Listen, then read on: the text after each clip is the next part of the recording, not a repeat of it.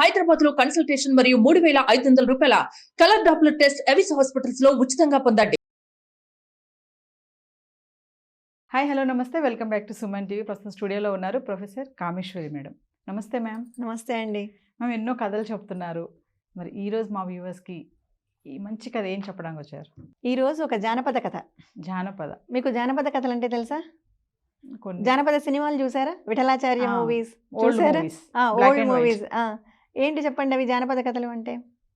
Fictions అంతే, fictions, మాయలు మంత్రాలు మంత్రాలు. కదా. వీటినే మనం జానపద కథలు అంటాం అన్నమాట. అలాంటి వాటికి సంబంధించిందే ఒక చిన్న కథ. మత్స్యకారుడు మాయా టోపీ. మత్స్యకారుడు మాయా టోపీ. అంటే మత్స్యకారుడు అంటే ఫిషర్ ఫిషర్మ్యాన్. ఓకే. ఒకరోజు ఒక గ్రామంలో ఒక మత్స్యకారుడు ఉంటాడు. అతను ఇంటికి వస్తూ ఉంటాడు. రాత్రి అయిపోయి ఉంటుంది ఆ రోజు. వస్తుంటాడు. బాగా పెద్ద తుఫాన్ అనమాట.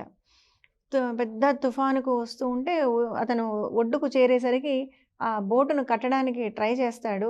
ఇంతలో ఆ బోటు అది దొరకక చేతికి కొట్టుకొని పోతుంది అలలకు. వరద అనమాట ఆ రోజు. అంతా అది కొట్టుకొని పోతుంది. ఇంటికి వస్తాడు. చాలా బాధపడతాడు. భార్యతో చెప్తాడు, ఇట్లా నా బోటు కొట్టుకొని పోయింది, మరి మన జీవనాధారం కదా అది, ఎలా ఏంటి అని. ఆవిడ చెప్తుంది, ఎందుకు బాధపడతారు, మీరు అడవికి వెళ్ళి ఒక మంచి బోటుకు ఉపయోగపడే విధంగా ఉండే ముద్దును ఒకటి కొట్టుకొని రండి, చెట్టును తీసుకొని రండి, బోటు తయారు చేసుకుంటే సరిపోతుంది, దానికి ఎందుకు ఇంతగా బాధపడుతున్నారు మీరు అంటుంది. అవును, బాగానే ఉంది ఐడియా అని చెప్పి భోంచేసి బయలుదేరతాడు. అంటే ఇంక అప్పుడే బయలుదేరతాడు, ఆ రాత్రికే బయలుదేరి వెళ్తాడనమాట. ఒక లాంతర పట్టుకొని వెళ్తూ ఉంటే చాలా దూరం వెళ్తాడు. వెళ్తుంటే ఏమీ కనిపించదు వీడికి. ఆ చీకట్లు ఎక్కడ ఏ చెట్లు ఏమీ కనిపించవు, రాత్రిపూట కదా. వెళ్తూ వెళ్తూ ఉంటే దూరంగా ఒక వెలుతురు కనిపిస్తుంది, ఒక ఇల్లు. అమ్మయ్య, ఇక్కడ ఎవరో ఉన్నట్టున్నారు అని చెప్పి అక్కడికి వెళ్తాడు. వెళ్ళి తలుపు కొట్టగానే ఒక వృద్ధ దంపతులు, ఇద్దరు భార్య భర్త, వచ్చి తలుపు తీస్తారనమాట. తలుపు తీయగానే లోపలికి ఇట్లా నాకు ఒక చెట్టు కోసం వెతుక్కుంటూ వచ్చాను, నాకు చాలా ఆకలిగా ఉంది, ఏమైనా తినడానికి ఇస్తారా అని.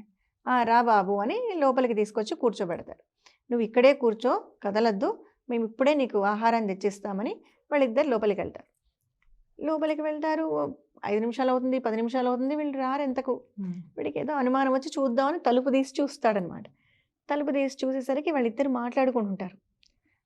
మనము అక్కడికి వెళ్ళి తెచ్చేద్దాము ఫుడ్ అని ఏదో మాట్లాడుకుంటుంటారు అని. అక్కడ ఒక ట్రేలో టోపీలు ఉంటాయి. భార్యాభర్త చెరొక టోపీ తల మీద పెట్టుకుంటారు వాళ్ళిద్దరు దంపతులు.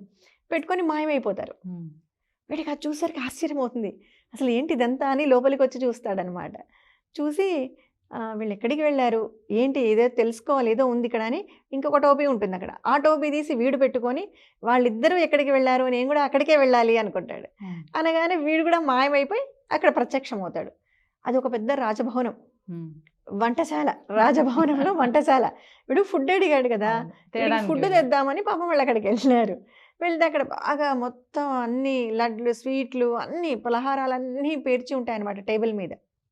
ఉంటే వాళ్ళు అవి తీసుకుంటుంటారు. తీసుకుంటుంటే వీడు, ఓహో మీరు ఇక్కడికి వచ్చారా తీసుకోవడానికి అని, నువ్వెందుకు వచ్చావు ఇక్కడికి, వెళ్ళు పద, ఇక్కడ ఎక్కువసేపు ఉండకూడదు అంటారు. వాళ్ళకి తెలుసు అది రాజభవనం అని, వీడికి తెలీదు. వీడు జస్ట్ వచ్చేసాడు అంతే. వాళ్ళు ఎక్కడికి వెళ్ళాలో అక్కడికి వెళ్ళాలని వచ్చేసాడు తప్ప అది ఏంటి అని చూడ్డు, చుట్టూ చూసుకోడు. ఆ ఆకలి మీద ఉన్నాడు. ఆ పదార్థాలన్నీ చూడగానే మీరు కావాలంటే వెళ్ళిపోండి, నేను ఇప్పట్లో రాను ఇక్కడి నుంచి, ఇక్కడ ఉండకూడదు ఎక్కువసేపు అని చెప్పినా కూడా వినడు. వినకుండా అవన్నీ తింటూ కూర్చొని బాగా టైం స్పెండ్ చేస్తాడు. ఇంతలో రాజభటులు వస్తారు లోపలికి.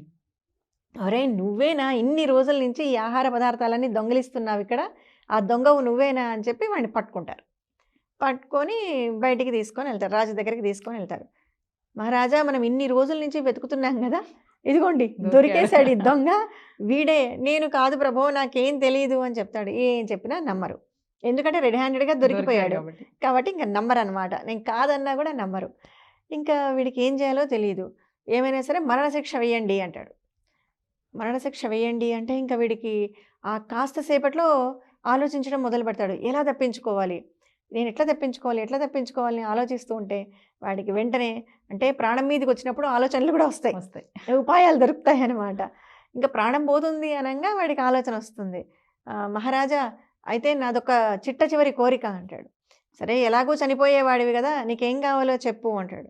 నా టోపీ అక్కడ ఉండిపోయింది వంటశాలలో, వంటశాలలో. నా టోపీ తెప్పిస్తారా, నేను ఒక్కసారి నా టోపీ పెట్టుకుంటాను. ఇదేం కోరిక, అదొక్కటి తీర్చండి, దయచేసి నా కోరిక తీర్చండి, నా టోపీ తెచ్చి ఇవ్వండి, నా టోపీ పెట్టుకుంటాను అంతే, నేను నా టోపీ పెట్టుకొని చనిపోతా అంటాడు. సరే అంటారు. సరే అని చెప్పి టోపీ తెప్పిస్తారు. ఆ టోపీ పెట్టుకోగానే నన్ను వెంటనే ఇంటికి చేర్చేసే అంటాడు. అనగానే అక్కడి నుంచి అడ్డంగానే మాయమైపోతాడు. మాయమైపోయి ఆ మొద్దుతో సహా, మొద్దుకు కట్టేసి ఉంటారు పెద్ద చెట్టు మొద్దుకు, దాంతో సహా ఇంటి ముందర ప్రత్యక్షం అవుతాడు. భార్య వచ్చి చూస్తుంది, అరే ఇదేంటండి, మిమ్మల్ని మీరే చెట్టుకు కట్టేసుకున్నారా, మీరు ఇలా వచ్చారు, చెట్టును తీసుకురమ్మంటే చెట్టును కట్టేసుకొని తెచ్చారే అంటుంది. అదంతా తర్వాత ముందు కట్లు విప్పు నువ్వు అని చెప్పి ఆ మొద్దును తీసుకొని, దాంతోనే బాగా పెద్ద మొద్దు అనమాట, దాంతో పడవ చేసుకొని తర్వాత వాడు సుఖంగా ఉంటాడు. ఇక్కడ ఏంటి అంటే 2 విషయాలు మనకు. మొదటేమో ఆలోచన లేకుండా ప్రమాదంలో ఇరుక్కుంటాడు. అక్కడ వాళ్ళు చెప్తూనే ఉంటారు, ఇక్కడ ఉండొద్దు వచ్చేసేయి అంటే, అక్కడ ఆకలి మీద అవి కావాలి ఇవి కావాలి అని చూస్తూ వినకుండా ప్రమాదంలో ఇరుక్కుంటాడు. మొదటిసారి ప్రమాదంలో ఇరుక్కొని తప్పు చేస్తాడు, కానీ రెండోసారి కనీసం మళ్ళీ ప్రమాదం వచ్చినప్పుడు కనీసం కాస్త తెలివిని ఉపయోగిస్తాడనమాట. సో వస్తుంటాయి ఒక్కోసారి మిస్టేక్స్ చేస్తుంటాం మనము, కానీ ఎప్పుడూ ఒకే రకంగా ఉండకూడదు అనమాట.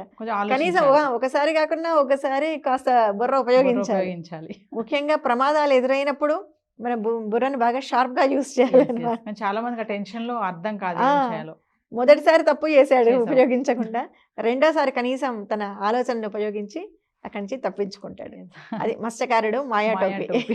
బాగుంది మేడం. Thank you. నమస్తే.